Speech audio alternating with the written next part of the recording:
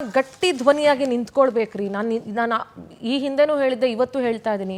ತಮಿಳುನಾಡಿನ ವಿಧಾನಸಭೆಯಲ್ಲಿ ಅವರ ಪೊಲಿಟಿಕಲ್ ಸ್ಟ್ರಾಟಜಿಗಳು ಏನೇ ಇರ್ಬೋದು, ಪೊಲಿಟಿಕಲ್ ಸಿದ್ಧಾಂತಗಳು ಏನೇ ಡಿಫ್ರೆನ್ಸಸ್ ಇದ್ರೂ, ನೀರು, ನೆಲ, ಜಲ, ಭಾಷೆ ಅಂತ ಬಂದಾಗ ಪಕ್ಷಾತೀತವಾಗಿ ಜೊತೆಲಿ ನಿಂತ್ಕೊಳ್ತಾರೆ. ಸ್ಟಾಲಿನ್ ಸಮೇತ ಮೇಕೆದಾಟುವನ್ನು ವಿರೋಧಿಸಿದಾಗ ಪ್ರತಿಯೊಬ್ಬರು ಜೊತೆಲಿ ನಿಂತ್ಕೊಂಡಿದ್ರು.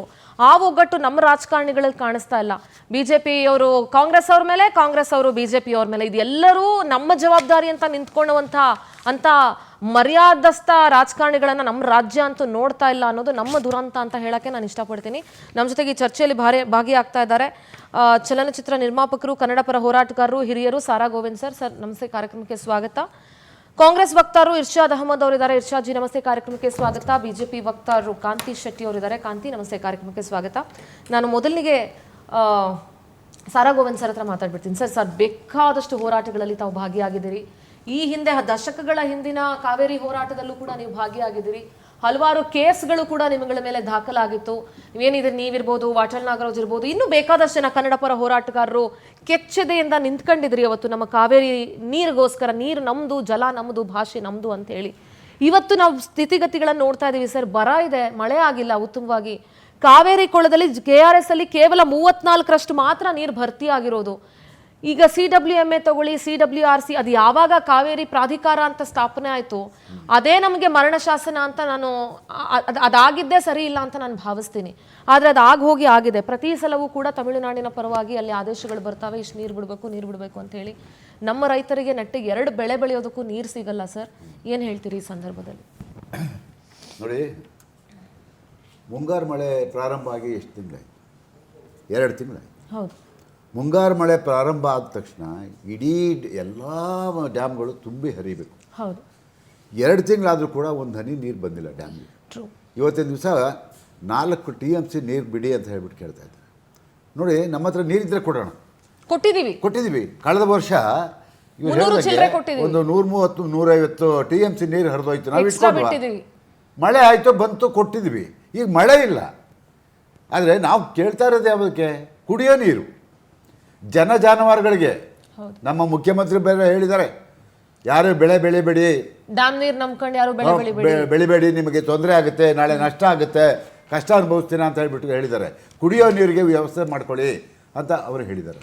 ಇವ್ರು ಕೇಳ್ತಾ ಇರೋದು ಯಾಕೆ? 3ನೇ ಬೆಳೆ, ಕುರುವೆ ಬೆಳೆ ಅಂತ ಬೆಳೀತಾರೆ. ಆ ಬೆಳೆಗೆ ಇವರು ನೀರನ್ನು ಕೇಳ್ತಾ ಇದ್ದಾರಲ್ಲ, ಇದೆಷ್ಟು ಮಟ್ಟಿಗೆ ಸರಿ? ನಾವೆಲ್ಲ ಅಂದ್ಕೊಂಡು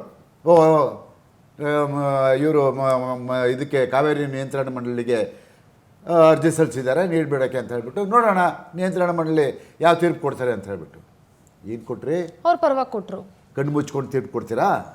ನೀವು ನ್ಯಾಯಮೂರ್ತಿಗಳ ನಿಮ್ಮ ನಂಬಿಕೊಂಡು ಕರ್ನಾಟಕದ ಜನ ಏನು ಮಾಡಬೇಕು? ಅದಾದ ಮೇಲೆ ಮೇಲ್ಮನವಿಗೆ ಹೋದರು, ಮೇಲ್ಮನವಿ ಹಾಕಿದ್ರು. ಅಲ್ಲೂ ಅದೇ ಅದು ನನಗೆ ಗೊತ್ತಿತ್ತು ಅದು ಇದೇ ತೀರ್ಪು ಬರುತ್ತೆ ಅಂತ. ಯಾಕೆ ಅಂತ ಹೇಳಿದ್ರೆ, ಇವರೆಲ್ಲ ತಮಿಳುನಾಡಿನ ಪರ ವಕಾಲತ್ತನ್ನು ವಹಿಸ್ತಾ ಇದ್ದಾರೆ.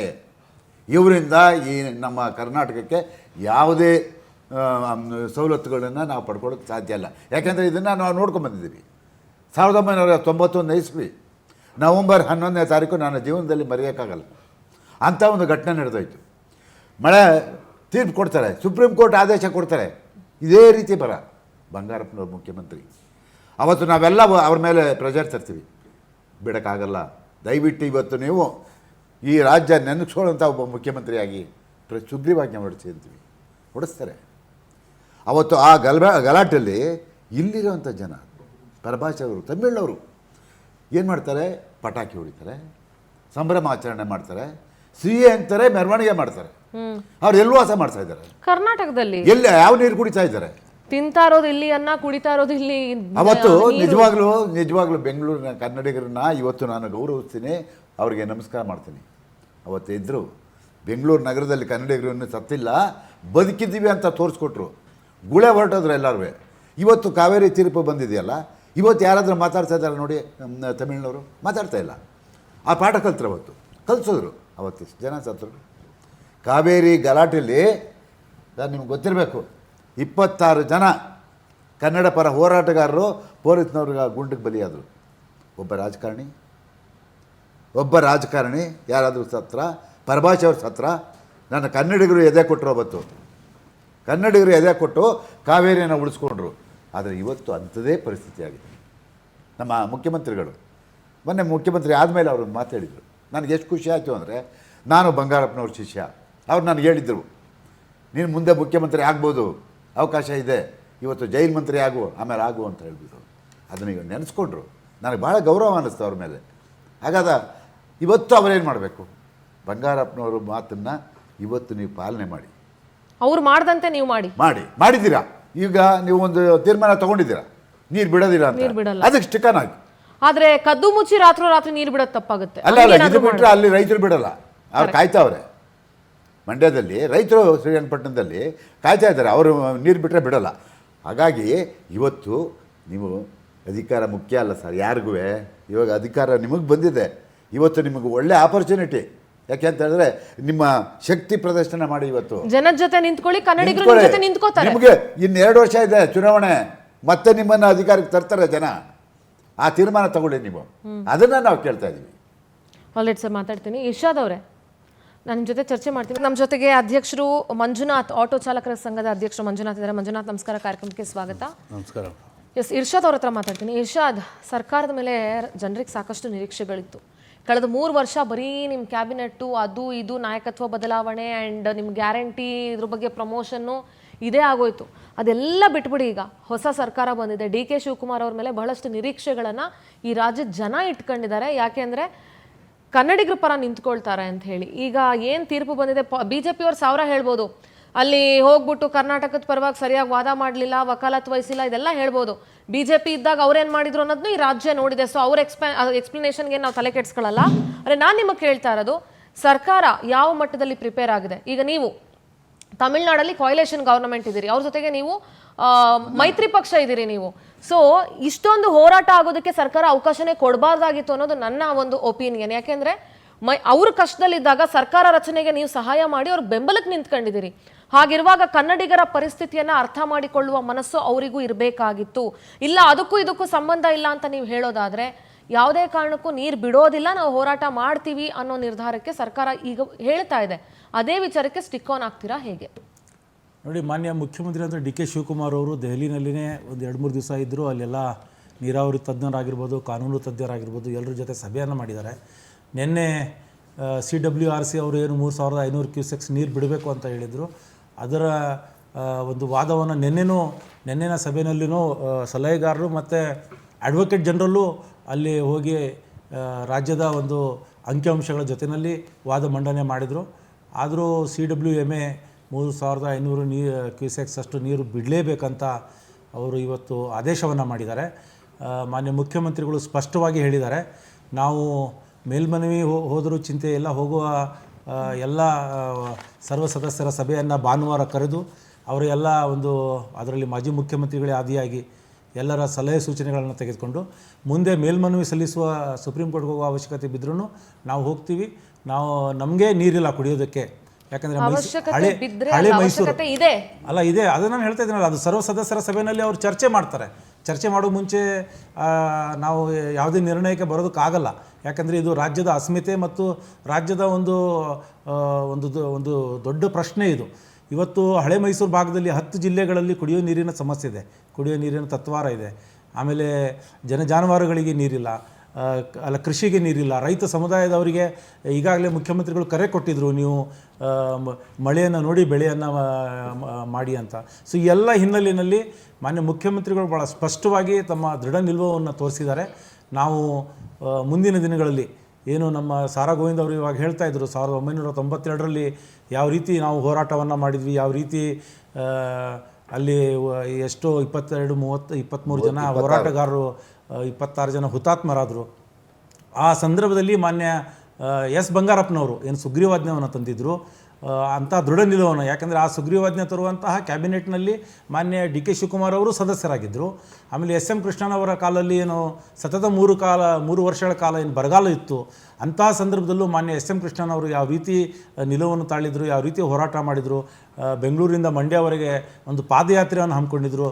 ಆ ಸಂದರ್ಭದಲ್ಲೂ ಮಾನ್ಯ DK ಶಿವಕುಮಾರ್ ಅವರು ಇರೋದ್ರಿಂದ ಈ ಕಾವೇರಿ ಹೋರಾಟದ ಮತ್ತು ಈ ಸಮಸ್ಯೆದ ಎಲ್ಲ ಆಯಾಮ ಮತ್ತು ಮಜಲುಗಳನ್ನು ಅವರು ನೋಡ್ಕೊಂಡು ಬಂದಿರೋದ್ರಿಂದ ಖಂಡಿತವಾಗಿಯೂ ಈ ರಾಜ್ಯದ ರೈತರ ಹಿತಾಸಕ್ತಿ ಆಗಿರ್ಬೋದು ಅಥವಾ ಈ ರಾಜ್ಯದ ಜನರ ಹಿತಾಸಕ್ತಿ ಆಗಿರ್ಬೋದು ಅದನ್ನು ಕಾಪಾಡೋದರಲ್ಲಿ ಅವರು ಎಲ್ಲರಿಗಿಂತ ಮುಂಚೂಣಿಯಲ್ಲಿ ನಿಂತು ಒಂದು ಉದಾಹರಣೆಯನ್ನು ಕೊಡ್ತಾರಂತೆ. ಕಾಂತಿ ಶೆಟ್ಟಿ ಅವರೇ, ವಿರೋಧ ಪಕ್ಷದವರಾಗಿ ಇದರಲ್ಲಿ ನೀವು ನಾನು ನಿಮ್ಮಿಂದ ಕಂಪ್ಲೇಂಟ್ಸ್ಗಳನ್ನು ನಿರೀಕ್ಷೆ ಮಾಡಲ್ಲ, ಅದು ಎಲ್ಲದರಲ್ಲೂ ರಾಜಕೀಯ ಆಗ್ಬಿಡುತ್ತೆ. ಇದರಲ್ಲಿ ನನಗೆ ನನ್ನ ರಾಜ್ಯದ ವಿರೋಧ ಪಕ್ಷ ಆಡಳಿತ ಪಕ್ಷದ ಮೇಲೆ ಗೂಬೆ ಕೂರ್ಸೋಕ್ಕಿಂತ ಹೆಚ್ಚಾಗಿ ಅವ್ರಿಗೆ ಹೇಗೆ ಸಾಥ್ ಕೊಟ್ಕೊಂಡು ಎಲ್ಲರೂ ಒಗ್ಗಟ್ಟಾಗಿ ನಿಂತ್ಕೊಳ್ತೀರಾ ಅನ್ನೋದು ನನಗೆ ಬಹಳ ಇಂಪಾರ್ಟೆಂಟ್. ಆ್ಯಸ್ ಈ ರಾಜ್ಯದ ಪ್ರಜೆ ಆಗಿ ಏನು ಹೇಳ್ತೀರಿ? ನಾಡು ನುಡಿ ನೆಲ ಜಲ ಅಂದಾಗ ಖಂಡಿತ ಅಲ್ಲಿ ರಾಜಕೀಯ ಪಕ್ಷ ಅಂತ ಪಕ್ಷಾತೀತವಾಗಿ ಹೇಳ್ಬೇಕಂದ್ರೆ ಎಲ್ಲರೂ ನಾವು ಸುಗ್ರೀವಾಜ್ಞೆ ಅವ್ರು ನೆನ್ಪು ಮಾಡಿಕೊಂಡ್ರು. ಖಂಡಿತವಾಗ್ಲೂ ಎಲ್ಲ ಪಕ್ಷವೂ ಜೊತೆಯಲ್ಲಿ ಇದ್ದೇ ಇರ್ತಾರೆ. ಮೊನ್ನೆ CM ಅವ್ರು ಹೋಗಿ ಧರಣಿ ಕುತ್ಕೊಳ್ಳಿ, ನಾವು ಇಡ್ತೀವಿ, ಯಾರು ಬೇಡ ಅಂತಾರೆ. ಇವತ್ತು ಒಂದು ಮಾತಿಲ್ಲಿ ಸ್ಪಷ್ಟ ಬರ್ತೀನಿ, ನೀವು ಕಂಪ್ಲೇಂಟ್ ಮಾಡಬಾರ್ದು ಅಂತ ಹೇಳಿದ್ರೆ, ಆದರೂ ಈ ಮಾತು ನಾನು ಹೇಳಲೇಬೇಕು. ಏನಕ್ಕೆ ಅಂತ ಹೇಳಿದ್ರೆ, ಇವತ್ತು CM ಅವರು ಅಧಿಕಾರ ತಗೊಂಡು ಇವತ್ತಿಗೆ 58 ದಿನ ಆಗ್ತಾ ಬಂತು ಸರಿ ಸುಮಾರು. ಬರೀ ಅವರ ಸಂಪುಟ ಸರ್ಕಸ್, ಇದು ಆಡಳಿತ ಹಸ್ತಾಂತರ ಹೊಸದಾಗಿ ಬಂದಿರೋದಲ್ಲ. ಸಂಪುಟ ಸರ್ಕಸ್ ಅವರ ಕುರ್ಚಿಕಾದ ಇದೇ ಆಯ್ತು ನೋಡಿ. ಮಾನ್ಯ DKC ಅವರು ಅವರೇ ನೀರಾವರಿ ಇಲಾಖೆಯನ್ನು ಮೊದಲು ನಿರ್ವಹಿಸಿದವರು. ಅವರು ಇವತ್ತು ಅವ್ರು ಹೇಳ್ತಾರೆ ರೈತರಿಗೆ ಬೆಳೆ ಬೆಳೆಯಕ್ಕೆ ಇವತ್ತು ಆಗಲ್ಲ. ಅವ್ರಿಗೆ ಗೊತ್ತಿತ್ತು ಈ ಥರ ತಮಿಳ್ನಾಡು ಖ್ಯಾತಿ ತೆಗೆಯುತ್ತೆ, ನೀರು ಇರಲ್ಲ ಅಂತ ರೈತರಿಗೆ ಮೊದಲೇ ಅವ್ರಿಗೆ ವಿಚಾರಣೆ ಹೇಳಿದ್ದಾರೆ. ನಾನು ಈ ವಾಹಿನಿ ಮುಖಾಂತರ ಅವ್ರಿಗೆ ಹೇಳ್ತಾ ಇರೋದು ನೋಡಿ, ರಾಮಲಿಂಗಾರೆಡ್ಡಿ ಅವರಿಗೆ ನಿರಾಸಕ್ತಿ ಇತ್ತು ಈ ಖಾತೆ ತಗೊಳ್ಳೋಕ್ಕೆ. ಕೃಷಿ ಕೃಷಿ ಸಚಿವರು ಯಾರೂ ಇಲ್ವೇ ಇಲ್ಲ. ಆದರೂ ಕೂಡ ಅವರಿಗೆ ಇದರ ಬಗ್ಗೆ ನಾಲೆಜ್ ಇಲ್ಲ ಅಂದರೂ ಕೂಡ ಇವ್ರು ಗೊತ್ತಿರೋರು ಅವ್ರಿಗೆ ತಿಳಿ ಹೇಳಬೇಕಿತ್ತು. ನೋಡಿ ಈ ಥರ ಖ್ಯಾತಿ ತೆಗಿತಾರೆ, ಅವರು ಅದನ್ನು ತಿಳಿ ಹೇಳುವ ಬದಲು ರೈತರಿಗೆ ಹೇಳ್ತಾ ಇದ್ದಾರೆ ಬೇಡ, ನೆಕ್ಸ್ಟ್ ಬೆಳೆಯಕ್ಕೆ ಆಗಲ್ಲ, ಈ ಸರಿ ಕಷ್ಟ ಆಗುತ್ತೆ.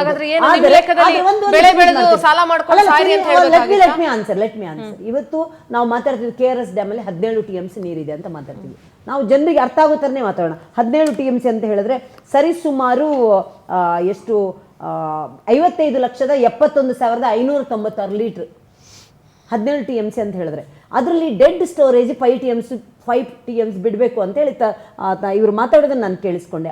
ಅದು ಅಂದರೆ 16,13,704 ಲೀಟರ್ ಡೆಡ್ ಸ್ಟೋರೇಜ್ಗೆ ಹೋಗುತ್ತೆ. ಆಮೇಲೆ ಉಳಿಕೆ ನೀರು ನಮಗೆ ಯೂಸ್ ಮಾಡಬೇಕಾದ ನೀರು ಇರೋದು ಕೇವಲ 39,32,891 ಲೀಟರ್, ಅಂದರೆ ಸರಿ ಸುಮಾರು 12 TMC. ನಮಗೆ ಇಲ್ಲಿ ತಂತ್ರಜ್ಞರು ಹೇಳುವ ಪ್ರಕಾರ ವರ್ಷಕ್ಕೆ 40 TMC ನೀರು ಬೇಕು. ಬ್ಯಾಂಗ್ಳೂರ್ ಎಲೋನ್ 29 TMC ಕುಡಿಯುವ ನೀರು ಬೇಕು. ಅಂಥದ್ರಲ್ಲಿ ನೀವು 2ನೇ ಬೆಳೆಗೆ ನೀರು ಕೊಡ್ತೀವಿ ಅಂತ ಹೇಳಿದ್ರೆ, ಮೊನ್ನೆ ನಾನು ರವಿ ಗಣಗವ್ರದ್ದೊಂದು ವಿಡಿಯೋ ನೋಡಿದೆ ಮಾತಾಡೋದನ್ನು ನೋಡಿ, ಅವ್ರು ಸಮುದ್ರಕ್ಕೆ ನೀರು ಹೋಗ್ತಾ ಇದೆ ಅಂತ. ಅವ್ರುಗಳು ಇಲ್ಲಿ ಬಂದು ವಿಚಾರಣೆ ಮಾಡ್ತಾರೆ. ನಾವು ಮೆಟ್ಟೂರು ಡ್ಯಾಮ್ ಹೋಗಿ ನಾವು ನೋಡಲ್ಲ, ಅವ್ರುಗಳು ಇಲ್ಲಿದ್ದು ಪರಿಸ್ಥಿತಿ ನೋಡ್ಲಿ. ಇದುವರೆಗೆ ನಮಗೆ ನಮ್ಮಲ್ಲಿ ಹಿಂದೆ ಬೊಮ್ಮಾಯಿ ಸರ್ಕಾರದಾಗ ಬೊಮ್ಮಾಯಿ ಅವರು ಹೋಗಿ ಮೆಟ್ರೋ ಡ್ಯಾಮ್ ನೋಡ್ಕೊಂಡ್ ಬಂದಿದ್ರು. ಖಂಡಿತ ನಾನು ಅದನ್ನ ಹೇಳ್ತಾ ಇಲ್ಲ, ನಿಮ್ಗೆ ತಿಳಿದಿಲ್ಲ. ಅದಕ್ಕೆ ಉತ್ತರ ಕೊಡ್ತೀನಿ. ಬೊಮ್ಮಾಯಿ ಸರ್ಕಾರ ಏನ್ ಮಾಡಿದ್ರು ಅಂತ ಅದನ್ನ ಹೇಳ್ತೀನಿ. ಅವ್ರು ಏನ್ ಮಾಡಿದ್ರು ಅಂತ ಹೇಳಿದ್ರೆ ಬೇರೆ ಕೇಳಿಸ್ಕೊಳ್ರಿ.